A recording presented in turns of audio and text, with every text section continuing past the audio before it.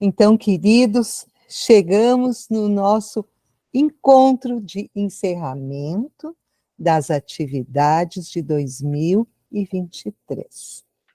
O plano já está pronto, a agenda de 2024 já está pronta, porque é certo que os trabalhos seguem, mas importa termos este momento de confraternizarmos juntos. Foi um ano de bastante trabalho, tanto a nível dos treinamentos, da nossa formação, quanto a nível de centro espírita e de união.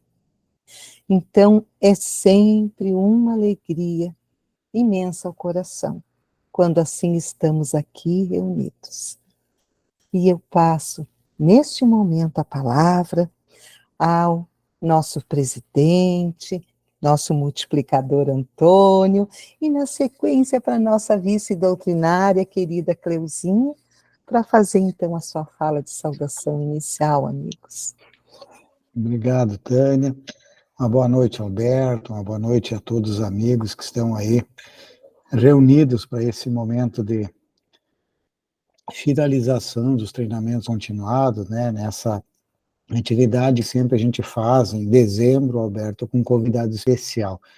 E esses rostinhos que vocês estão vendo aí são multiplicadores de diversos pontos do estado que a dimensão virtual agora que a gente ganhou com a pandemia nos tem permitido, né? Então eles fazem estudos regulares e pelo menos uma vez por mês faz um encontro de um treinamento mais específico, né? Então a gente fica muito feliz por essa oportunidade, principalmente por poder ter você aqui de Rio Grande do Sul até o Pará, né? Que não teríamos outra possibilidade, né? Então nós não somos muito aqui, mas o pessoal é muito valoroso, muito qualificado e são os responsáveis pelas nossas oficinas da mediunidade por todo o Rio Grande do Sul, são diretores das áreas, são pessoas que têm ajudado a sustentar e manter com que a mediunidade seja exercida santamente com a responsabilidade que devemos ter com a fidelidade doutrinária, né? Então, bom evento para todos, a gente passa para a Cleusa também, não vamos ocupar muito tempo. Boa noite, Roberto. Boa noite a todos os amigos queridos, rostinhos que a gente já acompanha, trabalhamos juntos, acompanhando todo o trabalho durante este ano, e culminando hoje, então, com a presença, né? Temos o privilégio, eu fiquei pensando assim, nossa, nós temos o privilégio de termos o Alberto conosco na noite de hoje. Então, felizes, gratos e gratos também por todo o trabalho que esta área da mediunidade vem realizando na nossa federativa e no nosso estado. Então, culminando mesmo o ano de 2023 com esse trabalho, nós queremos, então, dar seguimento à atividade e felizes, mais uma vez, por esse momento. Vamos aproveitar ao máximo agora os momentos que teremos, né? Com o nosso amigo aí, que gentilmente aceitou o convite. Obrigado, amigo. Então, queridos, vamos agora para o nosso momento de mensagem. Logo em seguida, a prece.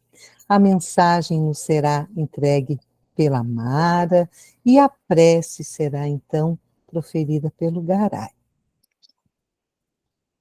Boa noite, amigos. É muito bom, uma alegria muito grande estarmos juntos. Permitam-se viajar em cada palavra dessa mensagem para serenar os nossos corações. 21. O rio de lágrimas humanas tem um nascedouro na outra margem do oceano da vida, pois que, do contrário, por serem tão abundantes, secariam a própria nascente. Ele verte continuamente, quando a ilusão cede a casa que habita, a realidade que chega, e o cofre das fantasias apresenta-se vazio, após acarinhado pelas mãos sôfregas da ignorância, que pensava serem estrelas os vidros opacos e sem valor que ali guardavam. Outras vezes fui quando se perde a alegria, acreditando-se que a vida também perdeu o seu valor. Em julho, as nuvens espessas cobrem as estrelas ridentes no céu, e as sombras campeiam durante a noite. Mas, como são viajantes sem destino, passam e novamente fulgem os astros divinos, como se fossem os olhos formosos de Deus, abençoando a terra com luz. Que seja, portanto, de alegria as lágrimas, pois que o júbilo é o capital que mais se enriquece quanto mais se reparte. O desencanto e o sofrimento são como a fertilidade do pântano que faz desabrochar o lótus, que não obstante esteja com as raízes na lama, não se preocupa em banhar-se para permanecer alvivente. Do livro Pássaros Livres, de Divaldo Pereira Franco, pelo espírito Rabindranath Tagore.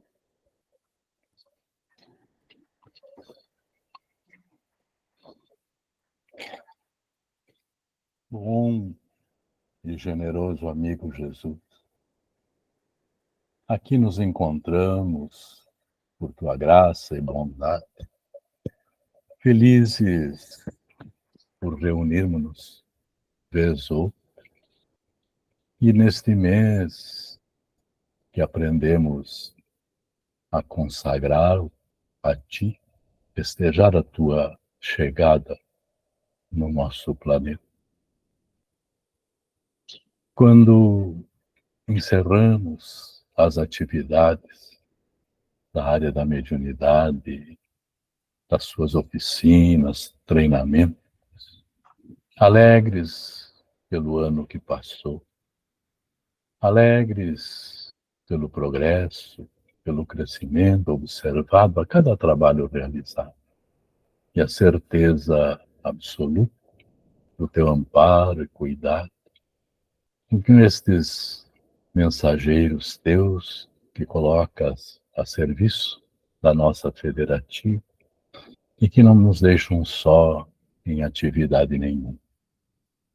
Auxilia-nos, bom amigo, de todas as horas, para que estejamos sempre prontos, de ânimo renovado a aprender mais, a crescer mais, a servir melhor, sempre e sempre, em teu nome, com os cuidados, com o Consolador que prometeste e nos enviaste, para levá-lo sempre na maior pureza a todos os corações. Alegra-nos também e queremos agradecer a presença hoje deste bom amigo, bom trabalhador da tua seara, que muito bem tem feito, tem produzido, sempre em teu nome, sempre cuidando de levar também o Espiritismo em grande pureza, confortando e consolando todos os corações. Auxilia-nos, bom amigo, para que assimilemos as lições de hoje e transformemos-as em oficina de aperfeiçoamento interior para servir mais e servir melhor, sempre em teu nome. Muita paz, muita gratidão mais uma vez, e que assim seja. Que assim seja. Muito bem, Rosane. Já preparaste a cuia de açaí, então? É verdade, Tânia. Então, amigos, gostaríamos de começar a nossa apresentação do nosso convidado pela sua produção literária. Então, só um minutinho aqui, vamos conhecer um pouquinho.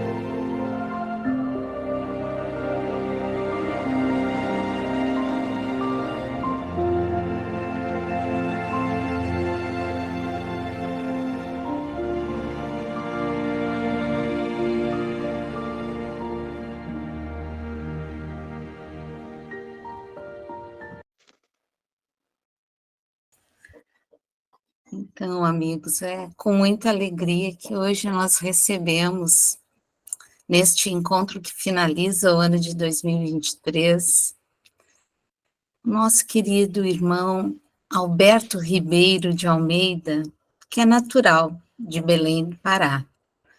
Profissionalmente, é médico, especialista em homeopatia e em terapia sistêmica familiar, pós-graduado em psicologia transpessoal, psiquiatria e terapia de vivências passadas. De berço espírita, envolveu-se com o movimento espírita ainda muito jovem, fazendo parte da juventude do Centro Espírita Ivon Costa. Atualmente é colaborador da União Espírita Paraense e também diretor da Associação Médico Espírita do Pará e do Grupo Espírita Jardim das Oliveiras. Autor de várias obras, como podemos acompanhar, é uma alma querida de todos nós. E desta forma, querido amigo, nós te entregamos a cuia com açaí. Alberto, amigo, seja bem-vindo. Passamos a ti a palavra.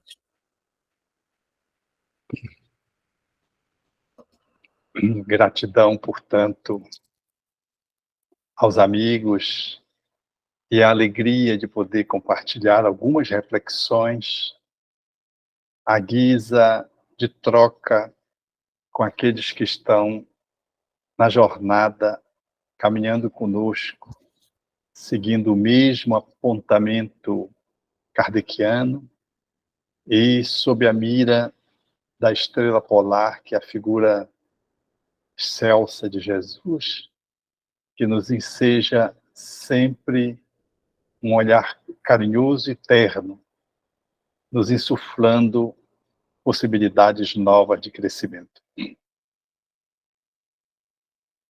Fiquei pensando no tema que tem vários vieses de apresentação e fiquei avaliando o que é que a gente poderia contribuir de uma forma mais prática e que pudesse abrir para um espaço de interação.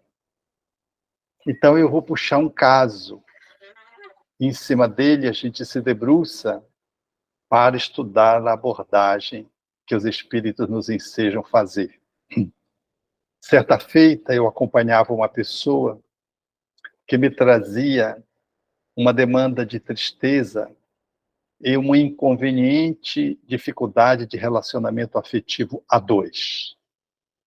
E no segmento do processo de acolhimento, nós fomos nos dando conta de que ela tinha uma experiência que envolvia o relacionamento com a mãe, de quem ela julgava estar deprimida por a mãe ter falecido há 6 meses, mas de que ela tinha uma carência incomum. E quando fomos aprofundando a temática, numa perspectiva ao longo do tempo de mergulhar no inconsciente mais profundo, ela foi para a experiência intrauterina que vivera no Rio de Janeiro com a mãe, que tentou abortá-la e logrou abortar o irmão, que era gêmeo, mas ela escapou da cureta.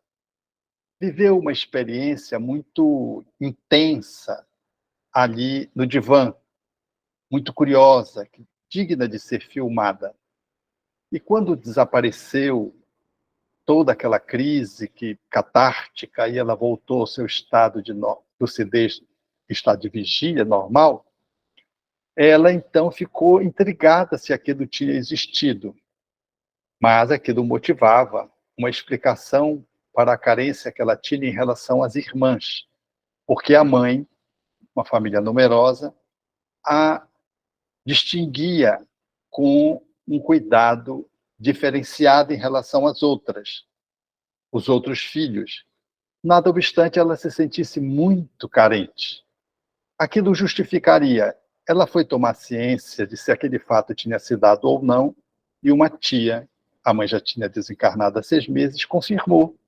Disse que, de fato, a mãe, numa prole numerosa, foi ao Rio de Janeiro a um médico que fez a curetagem. Mas como os sinais da gravidez permanecessem, ela voltou a esse médico. E o médico disse, olha, eu rasgo meu diploma se você estiver grávida. Eu sei o que eu fiz. E, de fato, quando ele foi examiná-la, ela estava grávida. Ele não rasgou o diploma e nem deveria fazê-lo por isso, mas deveria fazê-lo por ter cometido o aborto. Isso sim. Então, ela trouxe na sessão seguinte essa informação, que se somou a um conjunto de informações outras, que então dava ensejo para se compreender o porquanto ela era tão carente. E tudo que a mãe fizesse não era suficiente. E ela sempre cobrava da mãe mais e mais. Num dado momento, ela, antes de uma sessão, quando estava no shopping, a minha secretária telefonou para confirmar a sessão e ela voltou a sentir uma dor no abdômen. O abdômen era uma dor que ela tinha fantasma desde criança. Ela hoje contava com um pouco, em torno dos 40 anos, aproximadamente. E a irmã disse, pergunta para o teu médico se não é encosto. E ela ficou assim, mas por quê? Não, porque pode ser encosto. Então ela chegou um pouco reticente, porque não queria vir, porque aquilo se repetira. Toda vez que ela recebia o telefonema, a dor surgia.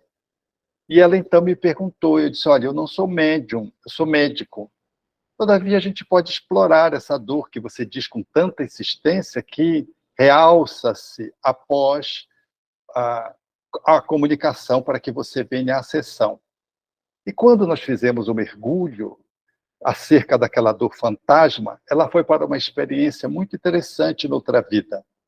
Ela estava namorada de uma pessoa, no entanto, as famílias que faziam os casamentos, a família dela entregou a um outro homem, de uma outra família. E ela ficou muito triste. E essa tristeza se seguiu mesmo após o casamento. E aquele que era o seu consorte, o seu esposo, urdidamente assassinou aquele que era o seu grande amor, sem dizer, naturalmente. E apenas comentava com ela, cadê a pessoa que tanto você diz que amava você? E começou a mostrar que ele tinha desaparecido. Mas ela ainda assim não conseguiu se ver livre de uma grande tristeza que não motivava a que ela pudesse manter o acasalamento, mesmo com seguir dos tempos. Isso foi a tal ponto irritando o esposo, que num dado momento do campo, ele a agrediu com o punhal e fincou-a exatamente na região abdominal, onde ela sentia a dor fantasma. Aos gritos, a sua mãe chegava para tentar socorrê-la, mas não deu tempo. Aquele que era o seu esposo houvera ali assassinado. Essa mãe apenas cuidou do cadáver. Quando ela ia saindo do transe, aconteceu um fenômeno inusitado. Aquele que era o assassino, como Bezerra de Menezes diz habitualmente nos trabalhos regressivos, ele se fez presente e se comunicou. Ou seja, o encosto lá que a irmã tinha feito menção. E disse-me que ele estava fazendo muito esforço para que ela não voltasse ali ao consultório. E eu perguntei pelo que ele fazia isso. E ele disse, então, que ele se tratava daquele homem que a tinha assassinado. E que ele conseguia provocar a lembrança nela e ela sentia a dor fantasma. E eu perguntei, por que você está fixada? Ela disse, porque eu a amo e não deixo ninguém se aproximar dela. Quando as pessoas se aproximam, eu promovo uma ruptura. Eu faço de tudo para que o relacionamento se desenlace. Veja que a proposta da consulta, dentre as queixas principais, era a depressão, por conta da morte da mãe, e a segunda era por conta de dessa circunstância que fazia com que ela se sentisse afetivamente inviável, sem conseguir uma parceria afetiva que pudesse lhe ensejar um relacionamento romântico agradável. Eu conversei com ele demoradamente. Ele disse-me que já tinha uma vez sido distanciado dela. Ele se apresentava jovem, que um grupo tinha tentado recambiá-lo, mas que ele não conseguia. E ele voltava ao encalço dela. Depois do diálogo demorado, espíritos amigos, com a aparência jovem, fizeram, então, o convite. E ele, então, aqueceu para seguir com o grupo. Acabou a sessão, ela sentou-se e disse, engraçado, eu não acredito em encosto, não acredito em comunicação de espírito, não acredito em reencarnação. Ela me olhou e disse, será que eu estou louca? Esse caso é um caso do fantástico, o senhor não acha? Eu ri, porque ela era muito espontânea, ela era muito graciosa do ponto de vista da forma com que ela expressava os seus conteúdos. E ali estava em jogo várias informações e vários fenômenos ao mesmo tempo, de uma autenticidade que se configuravam ali nos fatos. O aborto, na tentativa que ela não sabia que a mãe tinha tentado abortá-la, e que ficou sentindo-se muito culpada, mesmo depois de saber que ela tinha se mantido grávida, porque o outro tinha sido abortado. Esse espírito que tentou assassinar, que assassinou e que se comunicou na sala, disse-me que ele viria como irmão dela, mas de que ele fora abortado. De que, portanto, o projeto da reencarnação era os dois se harmonizarem como irmãos. Curioso, porque quem foi abortado foi ele, não foi ela. Justo quem assassinou, justo quem cometeu o crime, nessa circunstância foi alcançado pela cureta. A mãe era a mesma. A mãe de hoje era a mesma mãe de outrora. A culpabilidade dela fez com que ela desse tudo para a filha, do ponto de vista de distinção e afeto. Mas o ato de tentar abortá-la não livrou-a do trauma, e a filha tinha sempre a sensação de que a mãe não gostava dela por conta da escolha do aborto lá inicialmente. A dor fantasma, que é muito vigente e que leva às vezes ao neurologista e finalmente ao psiquiatra, era explicada por esses dois fenômenos, uma memória gravada no seu inconsciente e o assolar de um espírito que aguçava essa lembrança através da sintonia, fazendo com que ela sentisse essa dor desde a infância. Após o aborto, da qual ele foi vítima, ele ficou fixado nela, grudado nela. E à medida que ela foi se desenvolvendo, apareceu a dor na infância, e a mãe, segundo ela, levaram diversos especialistas da área médica, não só da área digestiva, mas da área neurológica, sem conseguir explicar aquela dor que ficava entre o abdômen e o tórax, ali na região do diafragma. Era, portanto, um processo de interferência espiritual que se fazia presente de uma forma sutil, ora mais ostensivo, ora menos ostensivo, deixando uma dor fantasma se pronunciar e gerando-lhe um quadro depressivo, porque o espírito situava-se no mundo espiritual triste, porque não conseguira reencarnar e porque, em amando-a, queria estar ao lado dela e não admitia que ninguém se lhe aproximasse. A tristeza não era só pelo luto, que já deveria ter se consolidado em mais ou menos 6 meses. A tristeza, que tinha traços de um quadro depressivo ameaçando se instalar, dava-se em função também da influência desse espírito vinculado a ela do passado, por amor, mas que exorbitou quando tentou implementar a amorosidade pela violência, cometendo um crime e assassinando-a. O curioso é que depois que ela desencarnou, na encarnação em que ela foi assassinada, veja, nós estamos lidando com uma pessoa que não acreditava em mediunidade, não acreditava em reencarnação, e quando ela foi assassinada, ela saiu do corpo e adivinhe quem ela encontrou? Ela encontrou o grande amor dela, que tinha sido assassinado. Então, ele, ao matá-la, devolveu-a àquele que era o seu grande amor, sem que ele pudesse se dar conta. Vejam que história fantástica. E depois dessa ocorrência, que marcava-se, portanto, vários sinais e uma intersecção de influências espirituais, ali com tonalidades, às vezes, obsessivas.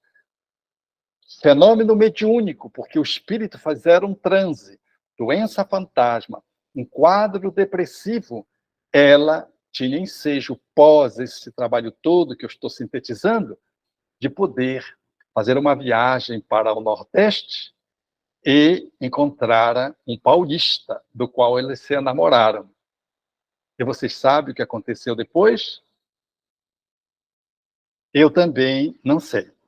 Eu julguei que ela tinha 40 anos, que aquele que fora se lhe afastado do corpo, da atmosfera psíquica, do seu circuito psicológico e espiritual, pudesse vir como seu filho. Mas aí já era a fantasia do terapeuta querendo fazer uma construção romancesca. Essa situação que eu estou trazendo assim em forma de síntese dá-nos a demonstração de como as coisas são complexas e como é difícil, às vezes, separar uma doença mental daquilo que é a mediunidade, quando estão conectadas e juntas, do processo obsessivo que, às vezes, cursa misturado com essas duas possibilidades e alterações orgânicas de natureza física, estritamente física, às vezes neurológica, que também se mistura nesse conjunto. Olhar e poder definir o que é mediunidade, o que é doença mental, um transtorno mental, o que é um fenômeno obsessivo e o que é uma somatização, que era a dor fantasma que ela apresentava, que são as somatizações causadas seja pela pessoa, seja pela conexão de um espírito, porque a pessoa pode apresentar a dor fantasma por si só, sem presença de espírito, mas pode apresentar atiçado, movido, acordado, despertado pela uma aproximação espiritual que tenha conexão com aquela construção traumática que gerou no perispírito, na encarnação anterior, como marca para essa encarnação, a dor fantasma. Esse conjunto é para dizer como é difícil, muitas vezes, nós que somos espíritas e nós que também somos médicos e também vezes atuamos na área psicoterapêutica, separar essas coisas, esses conteúdos.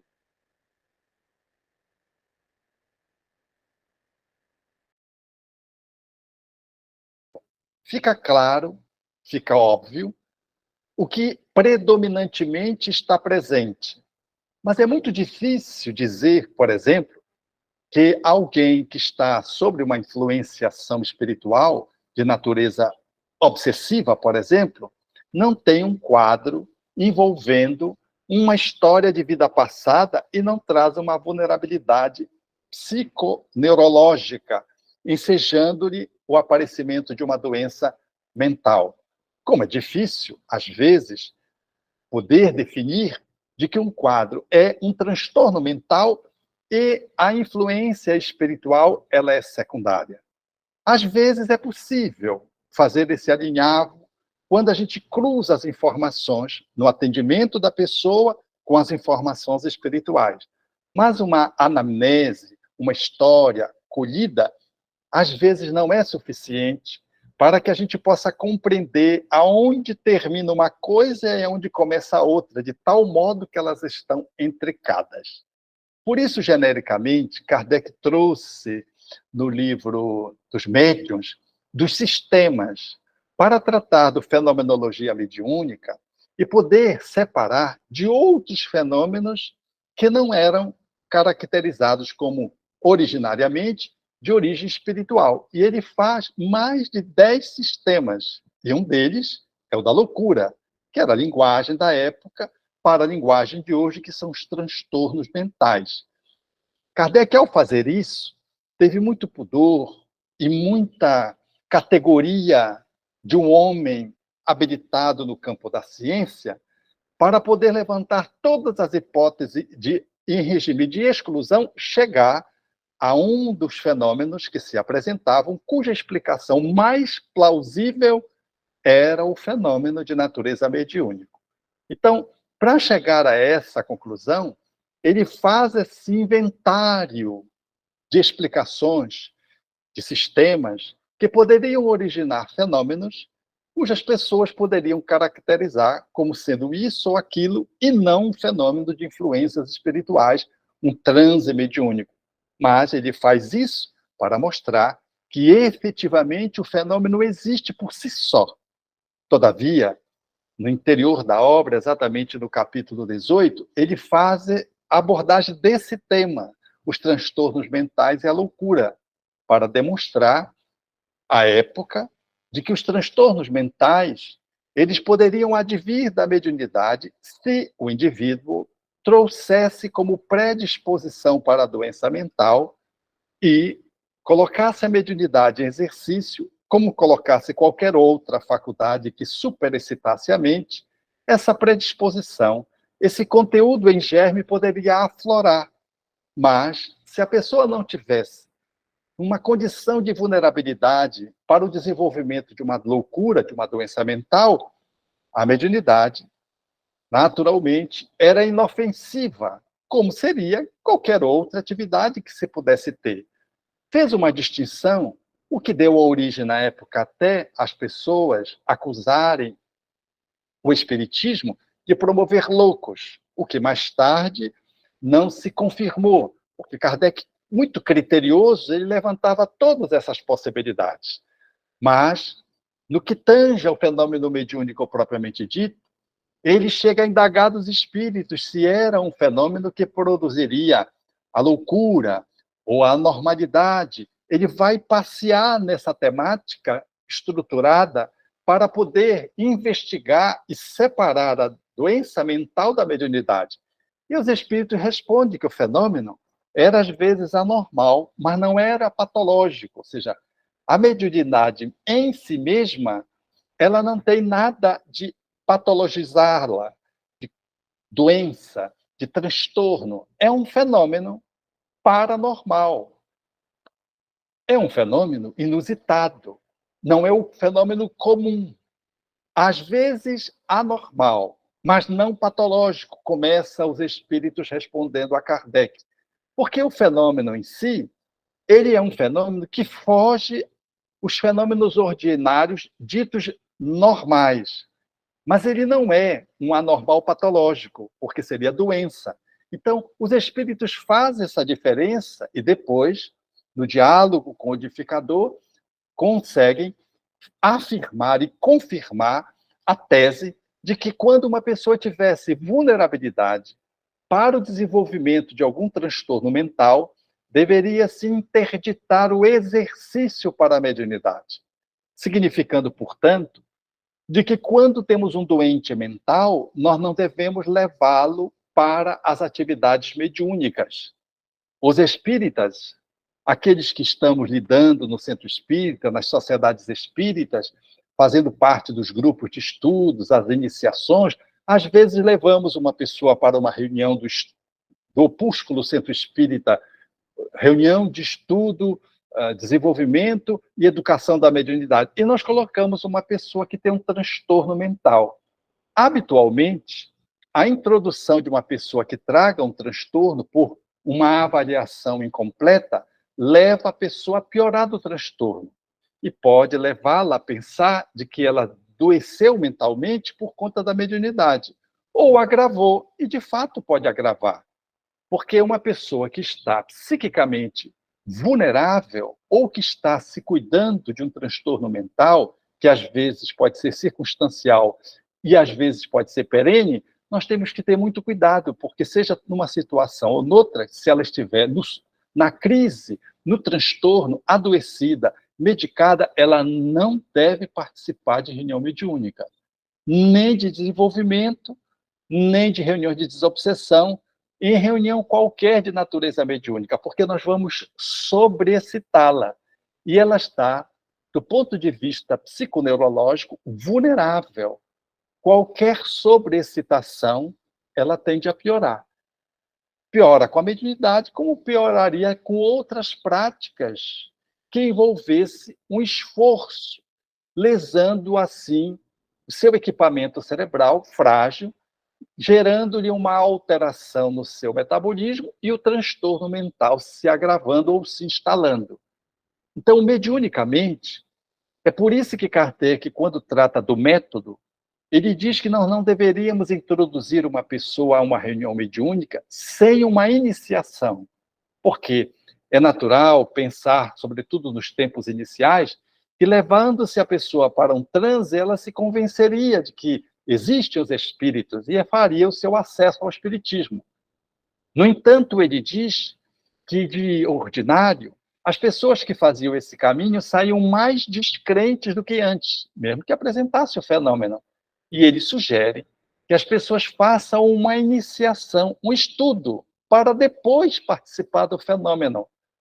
Mas se a pessoa, mesmo estudando, tiver uma deficiência mental, ela deverá ser interditada de participar da parte mediúnica propriamente dita, porque ela pode ter um transtorno mental e ser médium. Eu conheço, na minha prática profissional, inúmeros transtornados mentalmente, doentes psiquiátricos, que são frontalmente médiums, com fenômenos de alta intensidade comprovada. E o que a gente faz? Segura, não leva para a reunião mediúnica.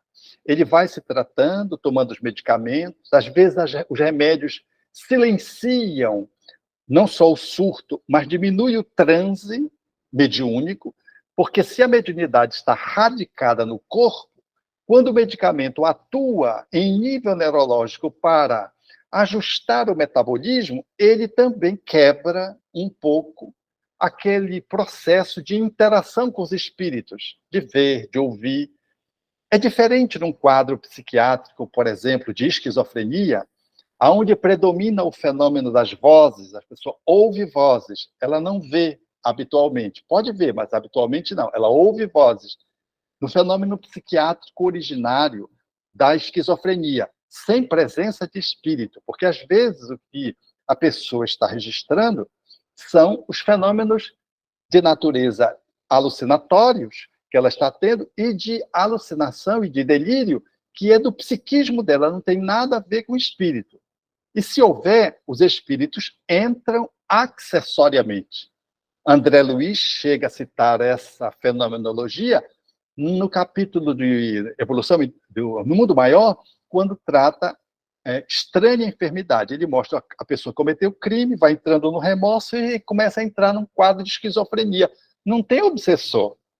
É lógico que a maioria dos quadros de esquizofrenia, e a minha experiência nesse área, numa pesquisa que fizemos no Jardim das Oliveiras, com 6 esquizofrênicos graves, resistentes ao tratamento médico, vibrando por um ano, um a um de cada vez por reunião, e coletando e gravando e registrando tudo, tivemos a oportunidade de testemunhar de que os 6, sem nenhuma exclusão, todos tinham comprometimentos gravíssimos em múltiplas encarnações e em diversas áreas, o que favorecia a compreensão dessa desorganização tão grave que nem os medicamentos conseguiam contornar a desagregação psíquica daqueles 6 pacientes que nós tivemos a oportunidade de acompanhar por mais de 10 meses.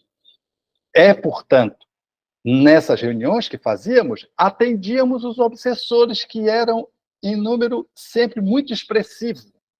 E quando voltávamos a vibrar, depois que chegávamos, dávamos o circuito de 6 reuniões, voltávamos para aquele outro, que foi o primeiro, outra leva de obsessores relacionados a outra dimensão reencarnatória, aonde a pessoa extrapolou dos limites da normalidade, cometendo crimes, e habitualmente crimes muito graves.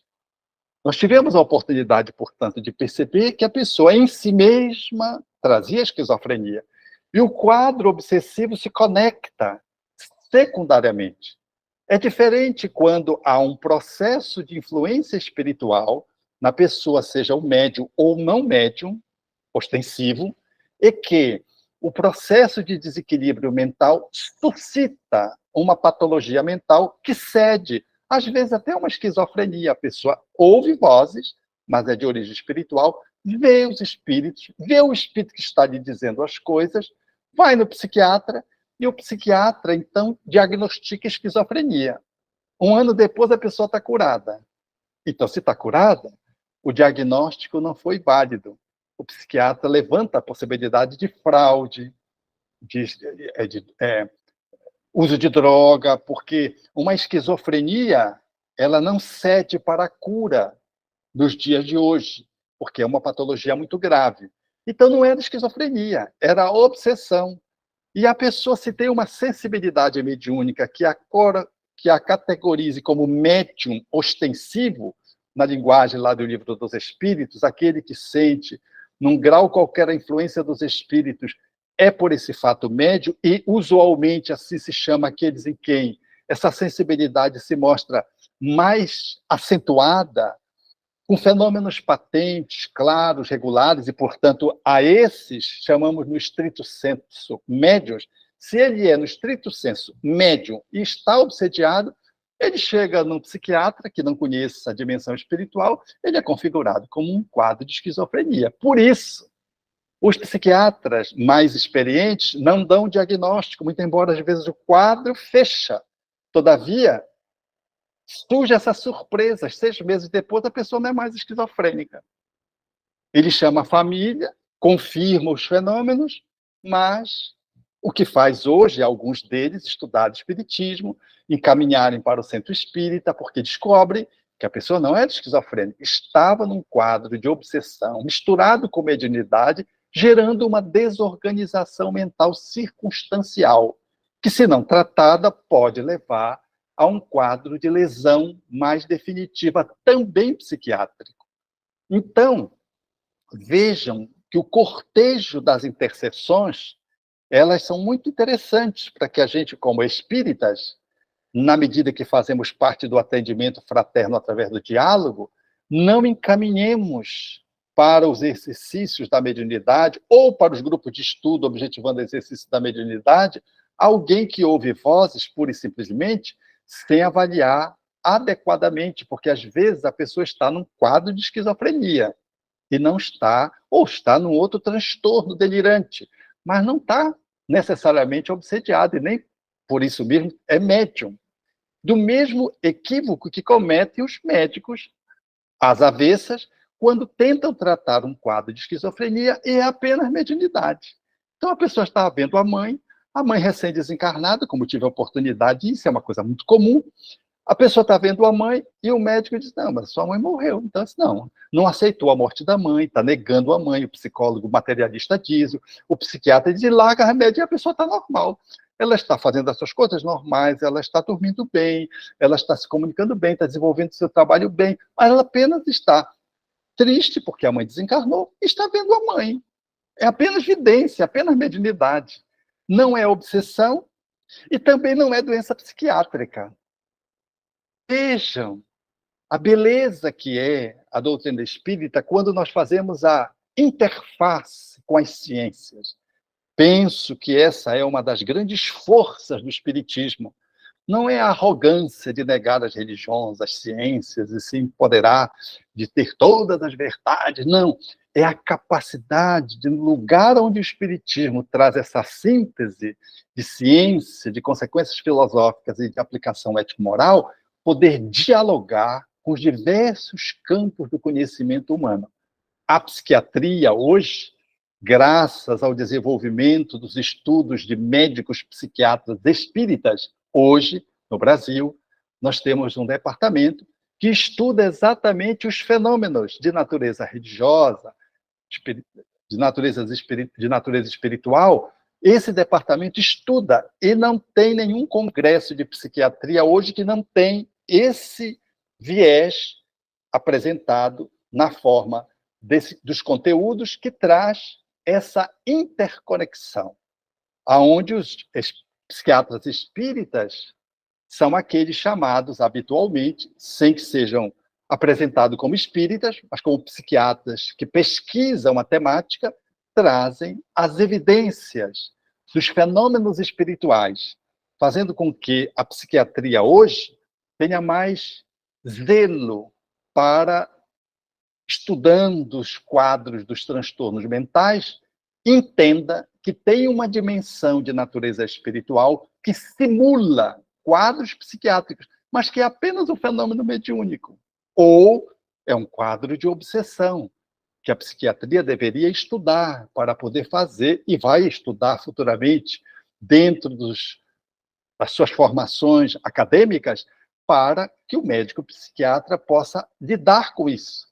Então, é nesse âmbito que nós vamos nos encontrar, nós espíritas, com a capacidade de poder olhar para o tema com muita humildade, podermos atender as pessoas que frequentam a nossa casa e podermos fazer uma avaliação, se possível, um contraponto com alguém que conheça os dois conteúdos, nos casos mais difíceis, para poder fazer uma avaliação de que se aquele quadro é um quadro que merece um olhar mais médico-psiquiátrico, ou se é um quadro mediúnico, que às vezes está travestido ou permeado pelo processo obsessivo, ou é apenas a mediunidade que aflorou e a pessoa está um pouco atormentada com aqueles fenômenos inusitados e que o acolhimento vai ser suficiente, os encaminhamentos, a fluidoterapia, ou se é um quadro obsessivo, predominantemente, que requer um atendimento espiritual majoritário, hierarquicamente, ganhando, diríamos assim, de lugar de destaque. Mas, às vezes, o quadro obsessivo ele é tão intenso que você precisa fazer o tratamento de desobsessão na casa espírita, se a pessoa procurou a casa espírita, mas, às vezes, é bom o atendimento médico paralelo, psiquiátrico, para dar o apoio. Aquele tratamento vai ser circunstancial. Logo, a pessoa vai se ver livre dos remédios, porque o quadro em si mesmo não é um quadro orgânico, não é uma doença mental. É apenas uma aptidão que a pessoa traz mediúnica, ou é apenas uma interferência persistente configurando uma obsessão, e que, na medida que a pessoa faz a sua imersão na casa espírita e vai se tratando, ela vai se equilibrando, e a necessidade dos remédios, ou a desnecessidade dos remédios, vai se impondo. Penso, assim, de que a gente pode olhar agora a temática e fazer a interação de conformidade com a sugestão dada pela equipe. Nossa, querido Alberto, quantas informações tu nos trouxe e quantas reflexões a partir deste caso de terapia que tu nos trazes, né? E o quanto nós precisamos estar preparados para o acolhimento no centro espírita. Então, agora nós vamos partindo para o nosso momento de interação, e a partir desse caso que tu nos trouxe como narrativa, nós temos uma pergunta aqui no chat da Lúcia, que nos pergunta o seguinte: as comunicações espirituais se dão através da própria paciente, assim como as regressões, ou há a presença de médiuns na sessão? A abordagem técnica psicoterapêutica de regressão de memória é uma intervenção que a gente faz dentro de uma abordagem transpessoal. É um recurso que a gente pode usar ou não usar, com a completa desnecessidade da presença de médium. Não é uma reunião mediúnica. Pode acontecer um transe. E é curioso que comigo muitas vezes acontece, não toda vez, naturalmente, mas com frequência. Eu consulto os colegas nas nossas reuniões, eles não têm a presença que a gente chama de agentes teta, né, para falar dos mortos. Tem agente teta? Não, não tem. E chove agente teta lá no meu consultório. Eu entendo que, por conta de eu compreender a temática, as coisas são encaminhadas para mim. E aí eu tenho maior possibilidade de ajudar a pessoa. E o fenômeno mediúnico se dá espontaneamente. Positivo ou negativo? Porque, às vezes, é um fenômeno que acontece positivo. Eu lembro-me de uma pessoa que ia fazer regressão, ela me telefonou e disse: doutor, eu estou me sentindo mal, eu não estou querendo fazer regressão, porque eu não estou sentindo vontade. O que é que o senhor acha? O que é que você está sentindo? Ela deu os sintomas e disse, não, pode vir. Ela foi e ela está com dificuldade. E ela disse, eu estou sentindo uma interferência espiritual. Eu digo, perceba qual é essa interferência espiritual. Ela disse, eu estou percebendo. Disse, veja se a energia é boa ou é ruim. Ela disse, é boa. Então, capte-lhe o que essa energia boa quer lhe dizer. Aí ela disse assim, eu estou ouvindo essa energia me dizer o seguinte, que não é hora de eu mexer com esse conteúdo. Eu achei que era um obsessor, mas como ela revelou a energia positiva e não estava obsediada, eu digo, uma interferência de um obsessor, a pessoa não estava obsediada, mas era um inimigo dela. Quando ela disse que a energia era positiva, eu digo, então, é um benfeitor dela, ou meu, sei lá. Tudo bem, seguimos a terapia sem regressão de memória. 6 meses depois, nós regredimos. E sabe o que aconteceu? O benfeitor tinha razão. Eu participava daquela regressão, daquele conteúdo que ela ia trazer. Então, nós íamos causar, no processo terapêutico, um colapso, porque era uma situação dolorosa, da qual eu fazia parte. Então, a interdição foi do benfeitor, espontânea, mediúnica, não é um trabalho mediúnico. E como nós respeitamos, ela, e que veio isso só 6 meses depois, quando nós tínhamos um vínculo capaz de poder tratar daquele conteúdo, que de fato era o âmago da questão dela, mas que eu nem sabia que me envolvia, porque eu atendi ela no centro espírita, de princípio. Depois, mais tarde, é que ela me procurou,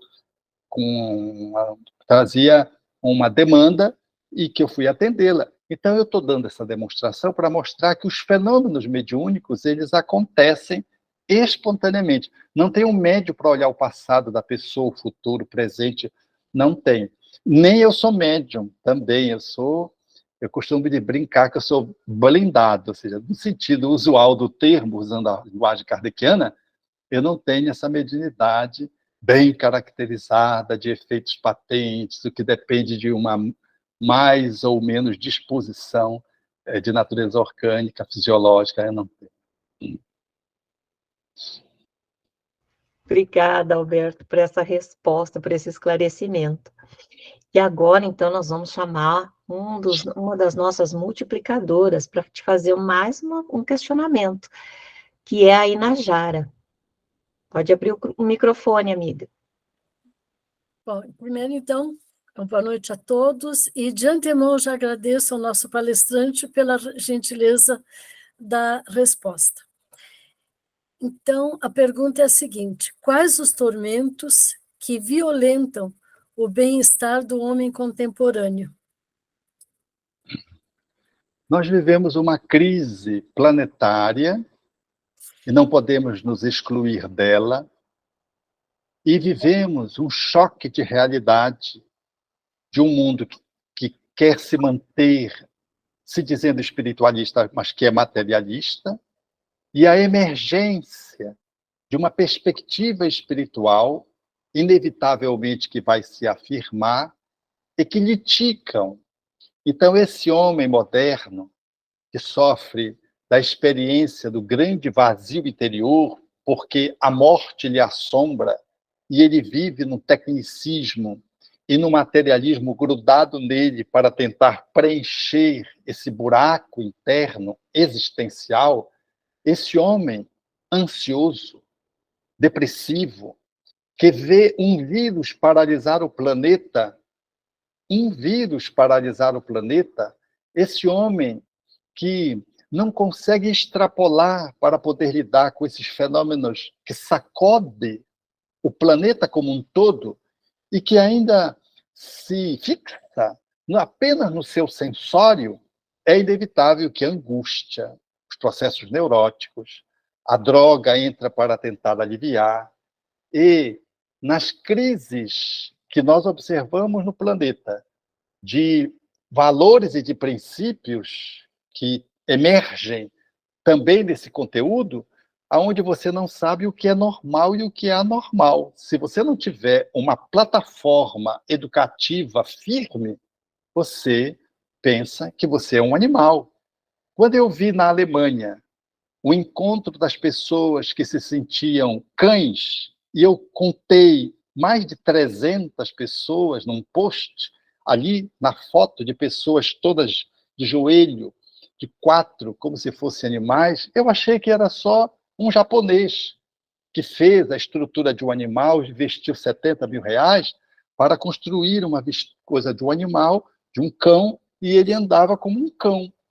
E dizia que ele era um cão, num processo dramático de desequilíbrio psiquiátrico e, naturalmente, espiritual. Aí, quando eu vejo a Alemanha, traz isso. É a Alemanha, não é um paizinho qualquer. Então, eu estou dando esses exemplos para mostrar como nós estamos num jogo onde a diversidade chegou aos extremos e aonde tudo você reivindica como sendo normal. Então, as pessoas, vendo essas contradições, elas experimentam dentro de si dor, sofrimento energético do planeta que está em ebulição e com que eu sintonizo, e crise existencial, porque eu perco o sentido transcendente da vida. O meu sentido fica na matéria. E como eu não consigo objetivar a minha caminhada sem sofrimento, porque hoje eu tenho, amanhã eu não tenho, hoje eu tenho, depois eu tenho um câncer de pâncreas e acabou. Ou eu tenho e um filho desencarna abruptamente num acidente, e aí eu não sei como eu lido com o desaparecimento do meu filho. Eu não consigo dar-me conta de que a vida é tão breve, é um sopro. E eu estou querendo me agarrar nesse sopro. Então, isso gera um nível de tensão psíquica, inclinando as pessoas para os quadros de dependência química, da tentativa de silenciar as dores emocionais, psicológicas, da ausência de um sentido espiritual para a existência. Nós estamos vivendo no planeta a emergência da necessidade de uma cultura espiritual se postar. Porque o mundo se diz espiritualista, mas ele vive materialista. Ele vive como se houvesse só a matéria. Quando a gente vê mais de 100 cientistas assinarem o paradigma pós-materialista, dizendo que o paradigma materialista não dá conta de explicar as condições do cérebro. E esses cientistas assinam um paradigma que eles chamam de paradigma pós-materialista. Eles não chamam espiritualista, eles chamam pós-materialista, significando dizer que o materialismo não deu conta. Mas, então, nós estamos no meio de uma transição planetária. Nós estamos, e por isso, tanta doença mental, tanto suicídio de jovens, de crianças, quadros depressivos e quadros de ansiedade, hoje a rodo. E a indústria farmacêutica operando carga máxima, por conta de poder atender as pessoas e também atender os lucros financeiros, fazendo das pessoas, então, seu espaço de consumo e uma humanidade drogadita. Nós vivemos um espaço de drogadição universalizado. Qual é a bolsa que não tem 4, 5 remédios? A gente não sai de casa sem levar uma farmácia dentro da bolsa.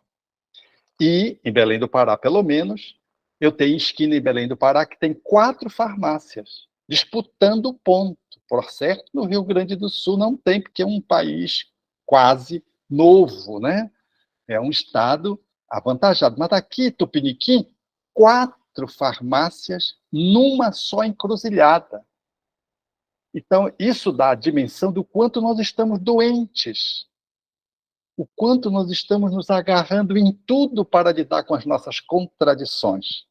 E aí a obsessão campeia, os quadros psiquiátricos ganham espaço de epidemia, os psiquiatras em Belém, na sua totalidade, estão com a agenda cheia, não dão conta.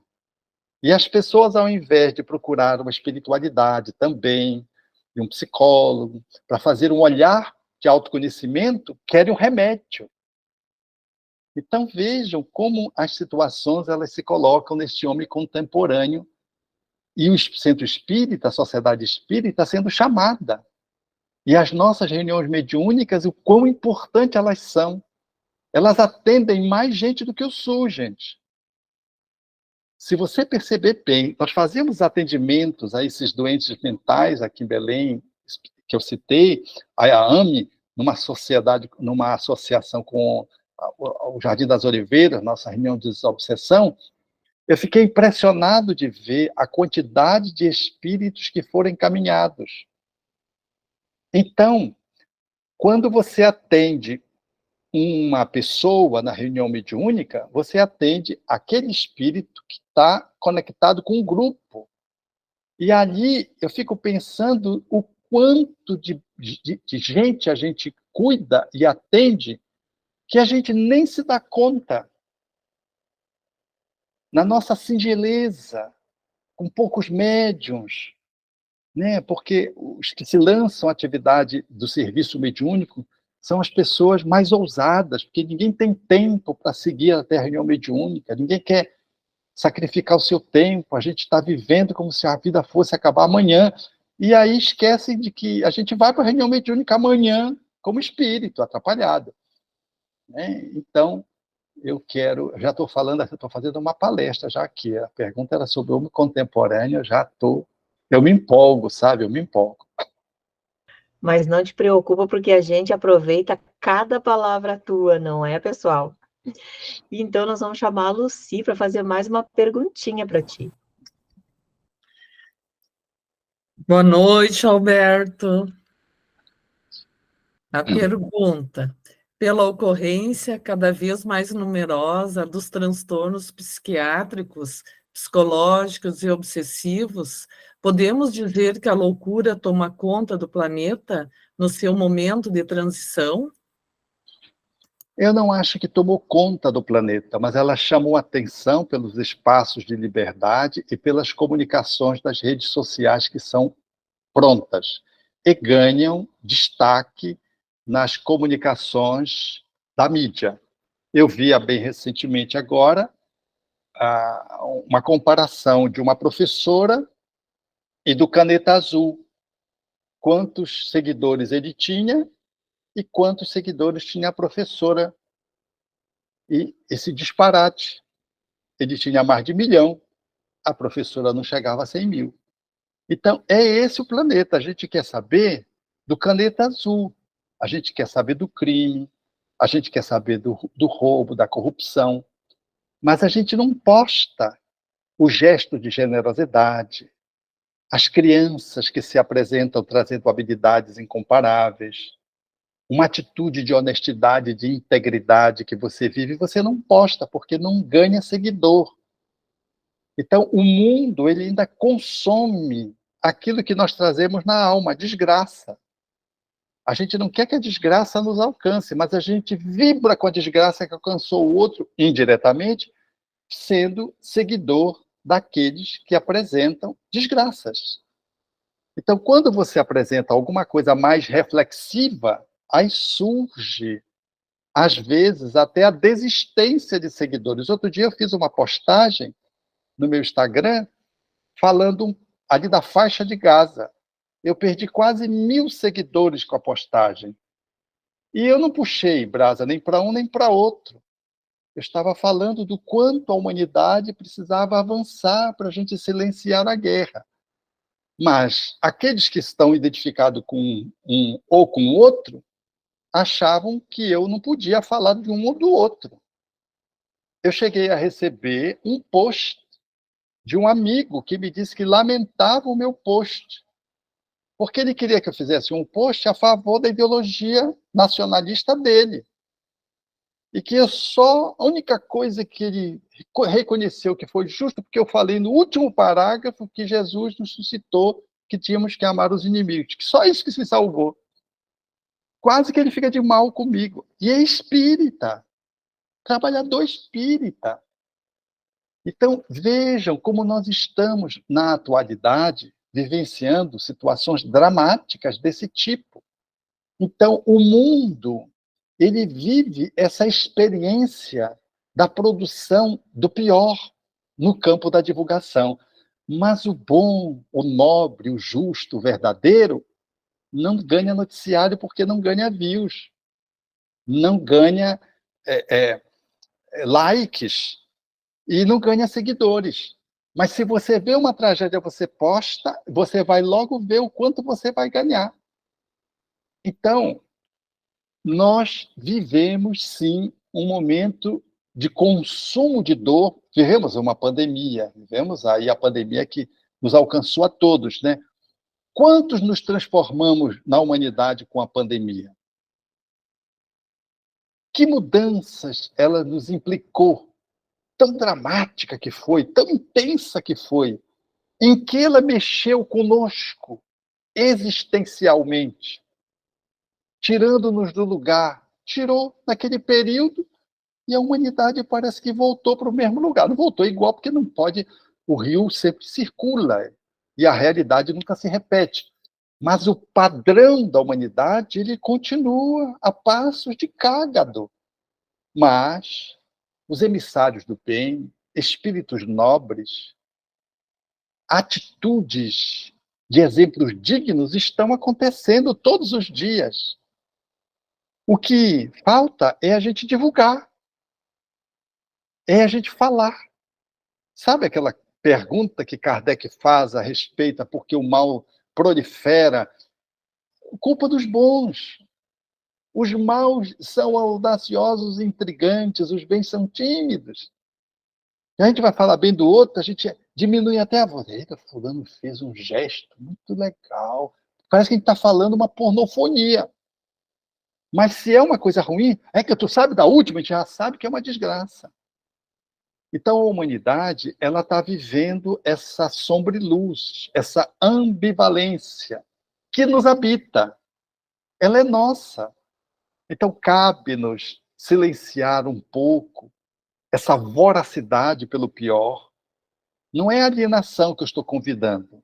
Não é um otimismo irrealista, ilusório, que é muito ruim também. É uma realidade otimista centrada numa perspectiva que o Espiritismo nos apresenta, evolutiva. Nós estamos no processo de transição para fazer em nós essa transição. E vamos operar dentro de nós mesmos. E vamos começar a fazer acontecer isso dentro de nós mesmos e com aqueles que estão ao nosso redor, a começar da nossa família. Porque quem não tem princípios e valores hoje corre risco numa humanidade hiperconectada. Porque o filho não precisa sair de casa para entrar na teia de alguém que possa aliciá-lo. Outro dia eu acompanhei um pai que me veio trazer acerca do filho, que confessou para ele que a pessoa que era o seu guru tinha aberto espaço para esse garoto, que é um adolescente, se ele queria matar o pai ou não, que ele poderia ajudá-lo. É disso que nós estamos falando. Então, um outro disse assim, a minha filha vai se reunir com um especialista em sexo, e ele vai iniciá-la em sexo. Eu digo, mas como é que é isso? Ela disse, sim, e eu estou com medo disso, porque eu não tenho controle mais sobre a minha filha. Ela tinha um transtorno. Entrei na internet, entrou alguém que, pretendendo ter o conhecimento indiano, queria fazê-la uma iniciação no sexo tântrico e se colocou como guru dela. E ia para as aulas práticas. Então, são coisas bizarras que eu estou dizendo, né? Mas, por outro lado, você vai encontrar pessoas que usam as redes sociais de uma forma muito positiva. E nós, espíritas, somos chamados a fazer isso, enquanto instituição, sobretudo, porque o que acontece é que, às vezes, um seguidor ele tem mais seguidores que uma instituição, que um centro espírita. Por que ele tem? E ele fala em nome de espiritismo. Aí, quando você vai ouvi-lo, é um espiritismo à la carte, não é Allan Kardec.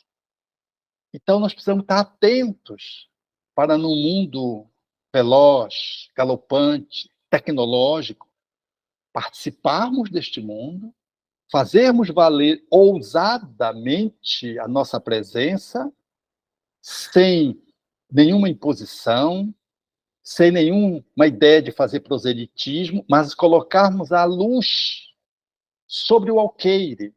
Isso é nosso dever individual e, enquanto sociedade espírita, nos organizarmos para apresentar o espiritismo por todas as redes sociais, fazendo um contraponto a essa loucura que vem. Outro dia eu estava em Sete Lagoas e veio uma pessoa chorosa e disse: se o senhor não viesse aqui, eu não tivesse a oportunidade de estar com o senhor hoje, eu iria a Belém. Eu digo: mas pelo que a senhora ia a Belém? Eu ia agradecer porque o senhor salvou minha vida. Eu digo: mas como? Ela chorando com o esposo do lado. Eu ia me matar, entrei no YouTube, pedi ajuda a Deus, entrei no YouTube, vi uma palestra sua. E aquela palestra me desviou daquele sentido de morte que estava me dominando e ia me levar a cometer essa fatalidade. Quer dizer, você joga a mensagem do bem, ela vai alcançar.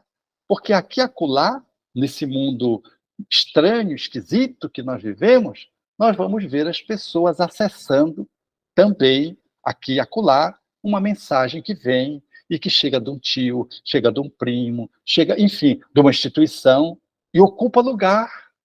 Então, quando eu vejo profissionais que estão produzindo conteúdos de excelência, eu dou like, eu encaminho, eu multiplico. Precisamos multiplicar o bem, gente, para criar possibilidades de pessoas que tenham referências positivas nesse mundo. Porque senão a gente fica escondido. A moda século passado. E nós estamos num século virtual, não virtuoso ainda, e que a gente precisa ocupar os espaços para que essa loucura que chama mais atenção, ela vá cedendo, porque o mundo de transição é sombra e luz. Nós estamos num processo de clareamento. O planeta, geologicamente, vai se acomodando, dando as lapadas que precisa dar na humanidade, e a humanidade vai se conformando. Então, a gente vê a corrupção, às vezes franqueada, né? A gente vê pessoas absolutamente destituídas de ética, fazendo acontecer nos desmandos em qualquer parte do planeta.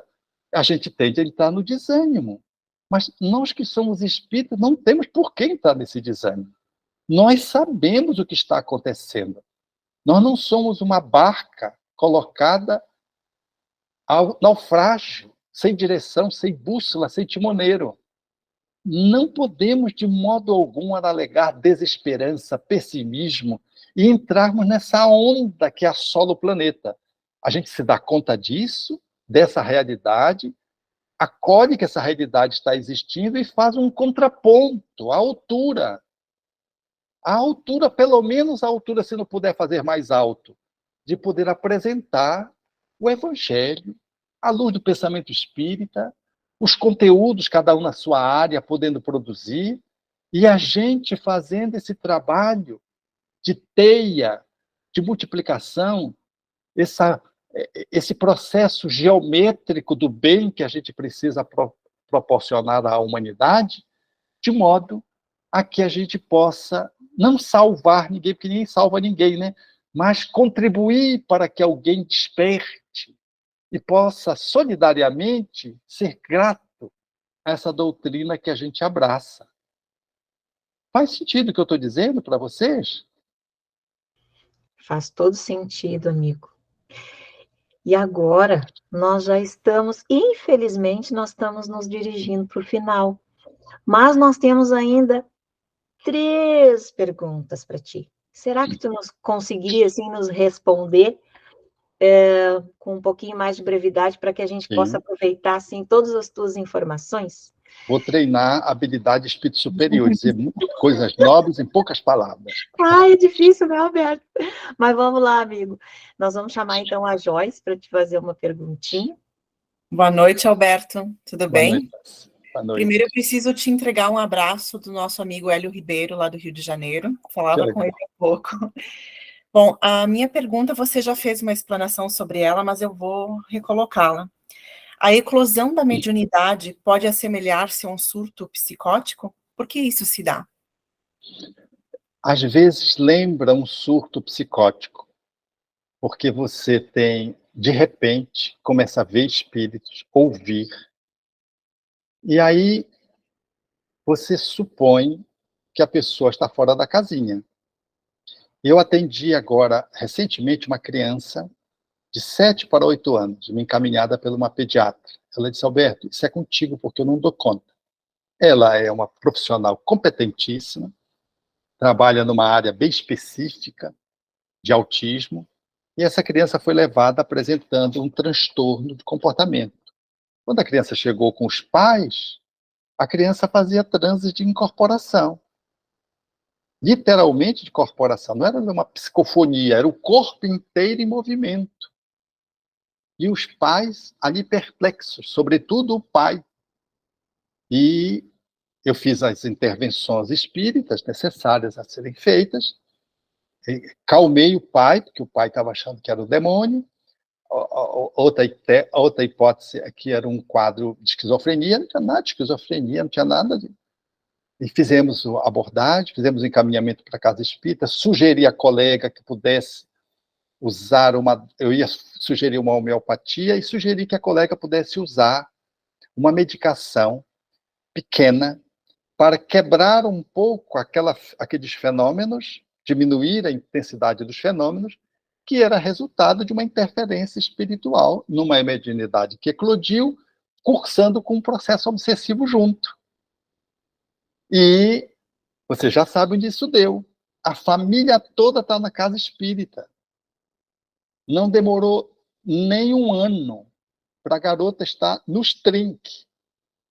Então, há quadros que simulam quadros psiquiátricos e o acolhimento na casa espírita, ele faz a gente entrever pela evolução de que é um quadro mediúnico ou obsessivo. Quando o quadro é muito resistente, ele sugere mais um quadro intrinsecamente psiquiátrico. Então, a evolução é que diz, quando o nosso companheiro Alexander Moreira fez aquela pesquisa, que foi o trabalho de doutorado dele em São Paulo, ele nos trouxe a diferença entre os médiuns e os doentes mentais. E ele mostrou que os médiuns têm uma saúde mental acima da média da população. Então, lá nesse trabalho de doutorado, ele traz os sintomas, mostrando que quando uma pessoa traz uma doença mental, ela está desarranjada do ponto de vista emocional, ela tem antecedentes hereditários, ela não consegue fazer o seu trabalho direito, tem um alto índice de absenteísmo, ela não consegue dar conta da casa direito, ela está mais desorganizada, diferentemente de um médium, que ele vê os espíritos, mas está tocando a vida. Ele está ouvindo, mas ele não está querendo, pensando em se matar e matar ninguém. Os fenômenos vão acontecendo, são paranormais, para usar a expressão que Kardec usa lá no Livro dos Médiuns, que não é patológicos, é anormal, são incomuns, são inusitados, são paranormais, são inusitados, mas não são anormais do ponto de vista patológico. Por isso Kardec, os espíritos fizeram essa diferença para Kardec. Então a gente vê que a pessoa, ela está nela. Ela está vendo a mãe que morreu, mas ela está tranquila, está conversando com você, ela chora, mas normal, como você choraria. E a mãe diz isso, diz aquilo, o avô que apresenta diz isso, confirma que o avô, a pessoa às vezes, a criança nem conheceu o avô, o adolescente nem conheceu o avô, como é que é? Então, a gente pode confundir, mas dependendo da situação, ela logo clareia. Você introduz no atendimento espiritual, a pessoa tem uma melhora pronta, mais rápida. Quando tem resistência, cuidado. É melhor olhar com mais carinho e fazer a associação para prevenir de que a pessoa esteja num quadro psiquiátrico. Se tiver na casa espírita alguém que domine as duas áreas, vai ficar melhor. Mas eu quero dizer a vocês, com toda a minha honestidade, tem situações que eu não sei. Eu preciso de tempo. A evolução vai me dizer se é um quadro obsessivo ou é um quadro psiquiátrico. E eu confesso isso para os familiares. Olha, vamos precisar de tempo. Nós vamos usar a estratégia do tratamento como forma de poder fazer um caminho. E vamos seguindo para avaliar. Aí você chega na reunião mediúnica, você tem informações privilegiadas, que ajudam a diagnosticar. Mas não podemos cair na tolice de achar que vibrou por alguém na reunião mediúnica, deu obsessor, é obsessão. Não, não é obsessão, necessariamente. Porque se eu fizer uma vibração por você, por qualquer um de você na reunião mediúnica, vai comunicar espírito, que pode comunicar um espírito ruim. E nem você não está obsediado. Entendeu o que eu quero dizer? Então, às vezes, o critério de uma comunicação não é suficiente para a gente dizer que aquilo que a pessoa está apresentando é obsessão. A gente leva em conta, mas tem que levar em conta a nossa avaliação, a história da pessoa, o que acontece com ela, os relacionamentos, o sono, os sonhos, para poder você fazer uma avaliação mais integral, e à medida que as coisas, então, vão acontecendo, você vai vendo que a pessoa, às vezes, traz um quadro grave, às vezes, de esquizofrenia. E os pacientes que trazem esquizofrenia, normalmente, os parentes têm muita dificuldade de aceitar. Eles querem que o centro espírita resolva. Eles não é influência espiritual, porque é difícil você aceitar que o filho traz um transtorno grave. Então, ele sai de médico para médico, sai buscando as casas espíritas, querendo ouvir de você que é um problema espiritual e que ele vai ficar curado. Tenhamos muita prudência, muita cautela para não dar, de modo algum, diagnósticos e prognósticos precipitados. É verdade, Alberto. E agora, para finalizar, nós temos ainda 2 perguntas. O que eu pensei, então? A gente podia chamar a Tami e o Renato para te fazerem uma pergunta na sequência da outra, Isso. e aí tu faz um pacotinho para nos responder, Um pode combo. ser? Faça um combo. Isso aí a gente não perde nenhuma delas. Então, Tami e depois o Renato. Boa noite. Alberto, em que medida o auto-perdão pode aliviar os portadores de transtorno mental? Renato? Ah, sim. Aproveitar que o Alberto, como ele disse, gosta de se empolgar, né? Ou se empolga, te explorando só mais um pouquinho, então, Alberto, na tua opinião, que recursos terapêuticos podem contribuir para o equilíbrio psíquico? Então, o auto-perdão é sempre o caminho de cura. Quando se trata de doença mental e de obsessão, o perdão é a base da construção de uma saúde psíquica.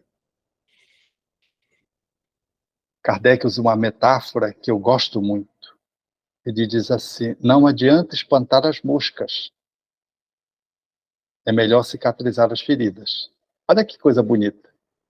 Então a gente tem que se recompor, cicatrizar-se, porque aí não tem mais conexão espiritual.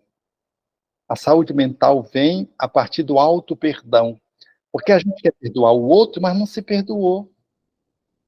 A gente quer fazer um caminho do perdão na direção do outro, mas é auto-engano, porque a gente ainda não conseguiu abrir-se para si mesmo, para o auto-amor. E a verdade que está posta na nossa tradição judaico-cristã é amar o próximo como a si. Então, a medida com que eu vou chegar em você é como eu chego comigo. Então, o auto-perdão é o caminho para que eu chegue em você. É o caminho de saúde psíquica também, Renato. Para ter uma boa saúde mental, psíquica, é necessário colocar o evangelho no coração gota a gota, nem que seja homeopaticamente. E talvez homeopaticamente seja mais pertinente, porque talvez seja mais verdadeiro. Atendendo os espíritos, eu vejo quanto a gente, e os espíritos falando da gente, o quanto a gente demora para poder ganhar estatura interior, transformação, o quanto é difícil fazer essa tal de transformação interior, transformação moral interior. Então, o evangelho, a conta-gotas, homeopaticamente, todos os dias. Ou seja, experimentar as virtudes que Jesus nos trouxe como exemplo magno de saúde física e mental. Não se tem notícia de Jesus acamado. Essa estatura espiritual que nós todos invejamos, no bom sentido, que Jesus nos trouxe como exemplo, ela está disponível na farmácia do Evangelho, apresentada sob uma receita do Espiritismo. É fazermos o caminho de poder amealhar essas virtudes dia após dia. Onde é que está o teu gargalo? Aonde é que está o teu ponto de inflexão? Qual é o teu ponto cego que você precisa descobrir pelo autoconhecimento? Ou que você já viu, mas precisa fazer o enfrentamento? É a culpa? É o remorso? É a agressividade? É o medo? É a ansiedade? É o asco? É a violência? Onde é que estão nossas encrencas? E poder olhar no sentido oposto, o antídoto, o remédio, que vai nos dar ensejo de fazer a nossa construção mental e de nos permitir sentir de que a cada dia a gente fica um pouco melhor por dentro e o corpo reflete por fora. E de que alguma coisa vai acontecer dentro da gente, independente do mundo estar de cabeça para baixo, ou independente daqueles que são nossos pares, familiares, estejam fazendo descaminhos, às vezes, ou outras escolhas, de que a nossa escolha, ela nos mantém num estado de paz. E se a gente constrói esse movimento psicofísico de paz, a gente vai ter a certeza que, pelo menos num lugar do mundo, tem paz, onde a gente está.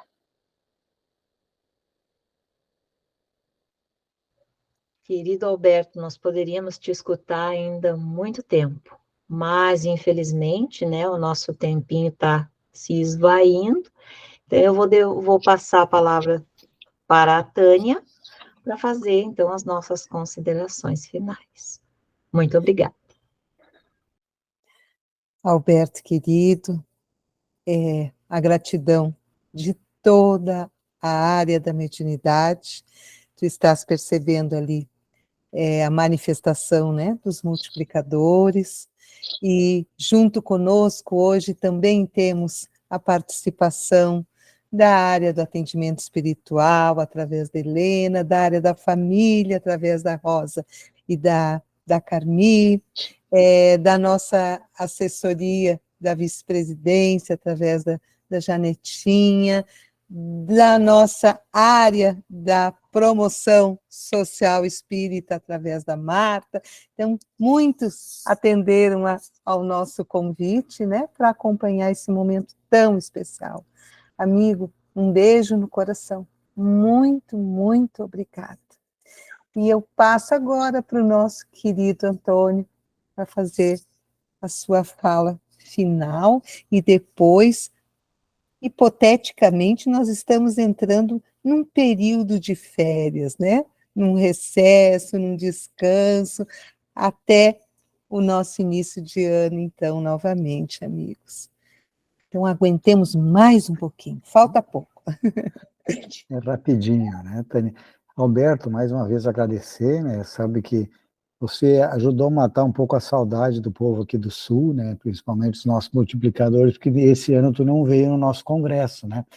Mas 2025 aí, com certeza, a gente vai tentar ver se consegue fazer você cruzar o Brasil aí, estar conosco aí. O pessoal nos pediu bastante pelo teu nome, né? Por que o Alberto não estava conosco desta vez ali?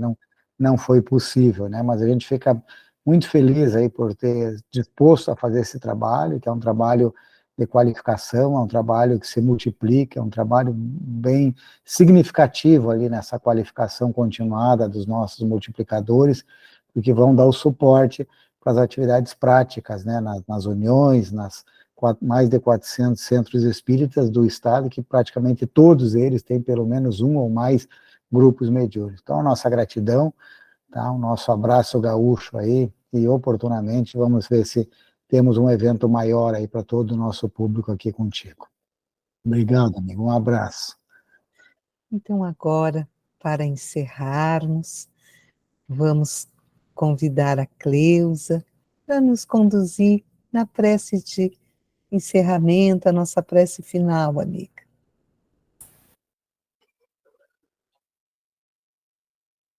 Então, é um momento de agradecer. Agradecer a Deus, a Jesus, aos benfeitores espirituais, aos espíritos protetores de cada um de nós, que estão sempre conosco, nos fortalecendo, nos intuindo, para que possamos seguir em frente. Obrigado, Senhor, por este ano de 2023, de tantas atividades, de tanta superação, que cada um de nós sabe o que foi necessário para estarmos aqui, neste momento, juntos, aprendendo, confraternizando, trocando experiências. Muito obrigado, Senhor, que possamos continuar firmes nas nossas tarefas, nas nossas lides espíritas, no ano que já vai iniciando. Logo, logo. Fortalece a todos, Senhor, a todos os trabalhadores da Tua seara.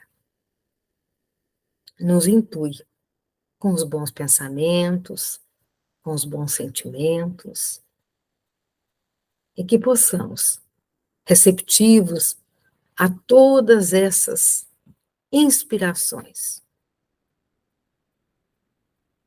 seguirmos, enquanto for da Tua vontade, Senhor, seguirmos na tarefa do bem, levando o Espiritismo aonde estivermos. Muito obrigado, Senhor.